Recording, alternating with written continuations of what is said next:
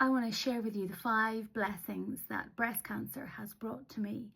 We're all aware that October is Breast Cancer Awareness Month, and we're all aware of the horrors of breast cancer. And only those who've lived it can truly understand them, but most people have a good idea. And I want to share with you my perspective. I want to say first that my diagnosis was not a terminal diagnosis. That is a very different beast. It was stage 2 invasive ductal carcinoma. And I had the full 9 yards relatively. I had, after a number of surgeries, culminated in a double mastectomy. I had chemotherapy, I had radiation. I have, the medically induced menopause. I have ongoing endocrine therapy still to this day. And I had 18 months after my mastectomies, I had a bilateral DIAP reconstruction, which is a big surgery.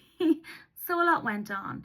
But I just want to share with you the good things that came from that. So number 1, I appreciate my body way more than I ever did before. Don't get me wrong, I sometimes still berate myself from gaining too many pounds and things like that, but I'm way more appreciative of my body these days.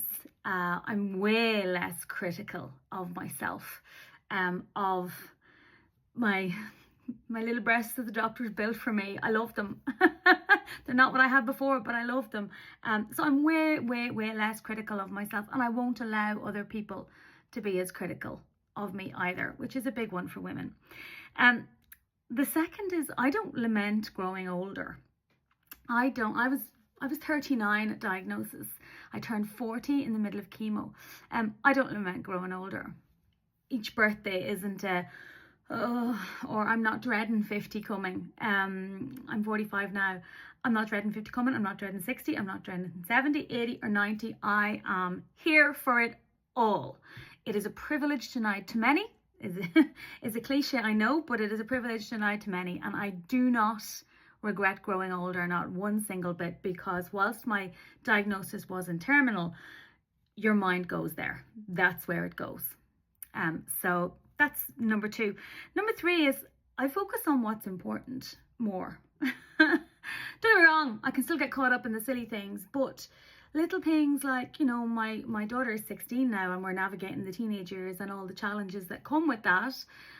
And I'm so bloody grateful to be here to help her navigate those challenges and to be experiencing this. And whilst I still look at pictures of my babies and go, oh God, where are the years going? That's different. That's nostalgia. I'm here for everything, and I love that. I love every little thing we get to do. I love that I get to do it, because there was a time when I was like, I just want to be here to be their mother, to be my husband's wife, when the fear was, getting in. So I'm grateful of the little things. Number 4 is I went in and looked at myself in ways that I don't think I would have done if I had had that diagnosis. I went in and did the shadow work. What are the traumas that I was holding? What are the old energies that I was carrying? I into the work of Louise Hay, and what are the metaphysical reasons why something like that would manifest, or why I would unconsciously manifest something like that. And I really went inwards and did all that work and did a lot of clearing out of old stuff. And I absolutely believe in the medical world, but there was other arms of healing I wanted to look at. And I did that journey and I did that work, and I'm different and forever changed because of it, and have shed a lot of old stuff I didn't even realize I was carrying. And number 5 is it made me brave. And I don't mean brave in fighting the disease.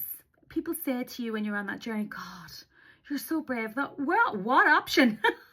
What's my alternative? I've got to be brave. There's no alternative here.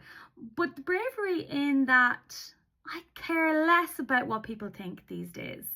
And I have decided to share what I want to share with the world, and my spiritual journey and my belief systems.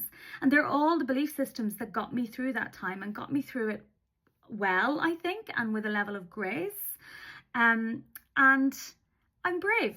I'm stepping out of my comfort zone and sharing what I want to share with the world, because again, when your mind goes to those dark places of, if I'd have died 6 years ago, if my diagnosis had been different, would I have regretted sticking to what society expected and not stepping out and sharing the light that I wanted to share, my light with the world, and my belief systems and things that I would like to share and lead people on and help people and facilitate their healing too. Who would have regretted that? Nobody, only me. So I care less now about what people think. That's still a journey. There's still times when you're like, oh, what will people say? But I care a lot less about what people will say. There's that. So October, Breast Cancer Awareness Month. 1 in 7 of you looking at this are going to hear those words. And I hope that most of you, because of the brilliant work that's been done, will survive long beyond that diagnosis. And can I list out a whole big list of things that were awful, of things that were hard, of the dark days, of the things it took from me? I can. But focusing on that list, and that list being what defines me, won't make that list go away. It won't give me back the things that it's taken from me. But choosing to look at it through a lens of gratitude and being grateful for the things that it brought me is where I find my energy is generally better spent. I have the panic that we get every now and again when you get a weird pain. That will never go. That's on this list. But I choose to focus on this list more, the gratitude for the things that have brought me. And I would never have wished for it. But it came, and I can't wish that these things now, that the person I am now doesn't exist. So I can't really wish it never happened, which is a weird one, but I can't, because I'm better in so many ways because it did happen. So I'm not telling anybody else how they need to think. And if there's somebody in your life on this journey, this is not think like she thinks. But maybe some of the 1 in 7 of you out there might find, when you do find yourself on this journey, you might find it a little bit easier from adopting this perspective or looking for where the good things are on the journey that you found yourself on. So girls, boys too, check the tatas, people. I had no lump. It's not just a lump. Any change in your breast needs to be investigated, and it doesn't matter how many times.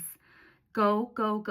The things I noticed were odd and typically shouldn't have been anything, but it was very much something. So stay breast aware. That's the most important thing.